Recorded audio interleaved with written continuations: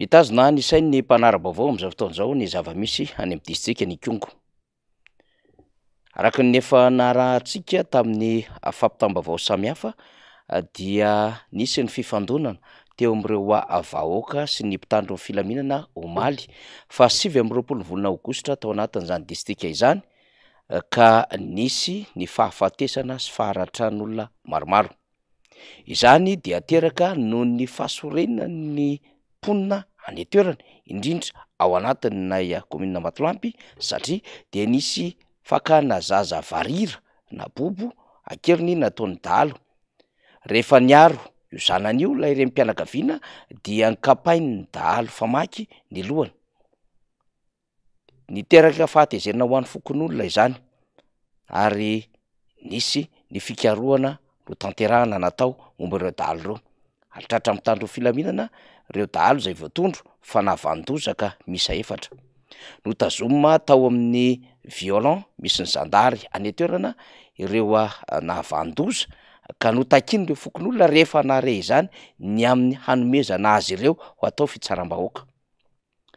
Teo amin'izay adevitra izay no nitarika ny fifandomana ho an'ny andaniny sy ny ankilany satria ny vahoaka dia nametraka ny amin'ny fampiarana izany fitsaram-bahoaka izany satria tofoka sy leo amin'ny tsy fandriam-pahalemana any ambanivohitra ary lasa manana endrika tsy fahatokisana intsony ny amin'ireo izay mahavandoza tahaka izany, indrindra moa rehefa tonga any amin'ireo ambara tonga pahefana sy ratsa-pahefana ny fanjakana dia ny resaka fitsarana izany miala eo anivon'ny fitandrona ny filaminana izay manao ny fanadihadiana.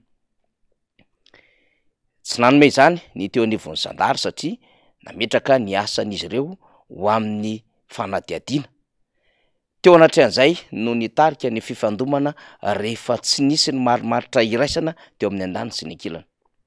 Zay ny fanazavana fototra ny zava-misy fa amin'ny ankabeny mitodika any amin'ny zavatra anankiray izay nandatsahana ain'olona sy nampandrika ny raha tany Kongo isika. Satria voatery nampiasa hery teo anatrehan'ilay fikasan'ny fokon'olona haka ireo dahalo ireo. Niraraka ny raha ary ampolony mahery ireo naratra, ampolony mahery ihany koa ireo maty. Izany tranazavatra izany dia atsapana sy ahafantarana ny krizy lalina sy ny antsana manasaraka ny vahoaka sy ny fanjakana. Ny fanjakana resahany eto tsy voatery ny fanjakana foibe irery intsony fa ny fanjakana eny fotony. Ny fanjakana eny fotony no misolo tena ny fanjakana foibe. Arak'izany dia misy ny krizy satria tsy mifampatoky intsony ny fanjakana amin'ny ankapobeny izay nomeny vahoaka fahefana sy ireo tompom-pahefana amin'ny alalan'ny vahoaka. Raha misy manko ny fampatokisana dia tsy nisy ny rodorodo nataon'ny fokon'olona ny azon'ny biraoan'ny zandarmariam-pirenena ary tsy nisy ihany koa ny fifandomana fitakiana ny amin'ny amoahana ho atao fitsaram-bahoaka an'ireto dahalo ireto. Raha nisy koa ny fifampatokisana rehefa niala avy teo amin'ny zandarmariam-pirenena ny raharaha dia tokony nalefa teny anivon'ny ratsa-pitsarana ny antota taratasy mahakasika izany raharaha izany. Tsy izay nefa ny zavatra mitranga fa dia ny roso tamin'ny fifandomana ny andaniny sy elekilana rehefa samy tsy nahita hoy isika za marimaritra iraisana izany. Ny fandikana azy amin'ny raharaha politika ankapobeny ankoatran'ny tsy fifampatokisana dia ny endriky ny fahasorenany vahoaka miseho amin'ny lafiny zavatra maro ankehitriny.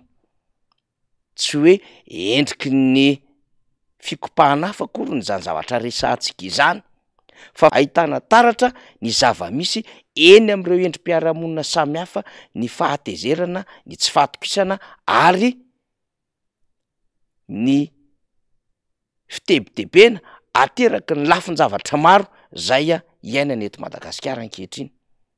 Ka lasa miseho amin'ny endriny zavatra tsy ampoizina ny zava-misy eto Madagasikara ka vidin-dafo tahaka ireny amin'ny alalan'ny ramandrika. Isika dia mametraka avy hatrany ny maharaharaha-pirenena amin'izao raharaha izao fa tsy raharaha distrika sy faritra akory. Izany no hiantsona izay mety mieritreritra fa tompom-pahefana ka manao oeraoerana izany fahefana eo an-tany izany ary mampiatra sy mitazona zany fahefana zany ary manao am'izay mety hifinana an'izany mihitsy ka hanaporetana am'izay rehetra tsy mitovy hevitra aminy. Izay no iantsoantsika na io prime ministre na io filohan'ny repoblika handray ho matotra am'izao raharaha izao ka haka fanapahan-kevitra amin'ny endriky ny aminy hoe tokony misy tompona andraikitra voalohany indrindra aloha hiato amin'ny asany satria tsy nahatanteraka ny andraikitra amin'ny fitandromana ny ainy vahoaka sy ny fananany ary na inona ny na lehibe ny adevitra de tokony mametraka hatrany ny farafahakelin'ny fikaroham-baolana zay vao nipoaka ny basy ary raha mbola nipoaka ary ny basy dia tokony mbola misy hevitra hafa ivelan'izay na hafahana nitondra fanaparitana andro vahoaka zay nikasa na nitaky ny amoahana ireo dahalo efa taha ireo. Izany no resahantsika de ny aminy hoe betsaka ny tsy firindran'ny raharaha eto Madagasikara. Ary eo anatina herinandro isika dia maheno lafin-javatra tsy milamina sy tsy mirindra hatrany isika. Vao manomboka zany ny herinandro teto Madagasikara dia alatsinainy miosondra. Vao manomboka ny raharaha dia alatsinainy mainty ho amin'ny fahafatesana eto Madagasikara.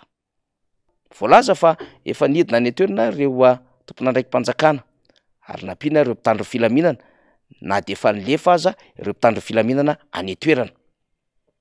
Zay ihany koa fa mandray ny andraiky ireo tompon'andraikitra samy hafa ao anatin'izao raharaha izao ary hiezaka hitondra fandaminana ara-piarahamonina. Tsitsika atongavana ao anatin'izany de ny aminy hoe engane ka vahaolana maharitra eo anivon'ny fiarahamonina an-tanàla, fiarahamonina any Kongo, fiarahamonina fitovinany no hita ao anatin'izao fidinan'ny fanjakana izao. Fa tsy sanatrin'izany mbola hampitombo indray ny ratra-po sy ny alahelo eo anivon'ireo vahoaka zay efa mitebiteby ary sahiran-tsaina am'izao fotoana izao ka mitady vahaolana ho azy noho ny zavatra mitranga eto amin'ny firenena. Vao tsy ela akory manko zay no adevitra be izany distrikan'ny Kongo zany tamin'ny fandalovan'ny cyclone Batsiray ka nampalaza an'ilay menaka nafatra tamin'ny Kapisily sy vary tamin'ny Madiko satria tsy ampy ny zarainy zany ary taky ny anjolombara ireo vahoaka tany amin'izany distrika izany. Endrika ankapobean'ny fiainan'ny firenena amin'ny fahasorenana ny miseho ka amin'ny zavatra kely tsy ampozina, tsy elatrafo kely monja dia mitondra fantatsahan-da ary lafo vidy ny amin'ny raharaha-pirenena izany sy fifamatorany samy fiarahamonina. Zany zava-misy, zany malaza inotsika fa hisy fitoniana ateraka izany adevitra izany satria samy tsy ahitana vokatsoa raha toa ka hitarika ramandrika hatrany hatrany ny fomba fijoro amina fanapahan-kevitra izay mety hitarika izay fifandomana samy hafa izay. Kasetraka tompolahy, makatelina tompoko vavy.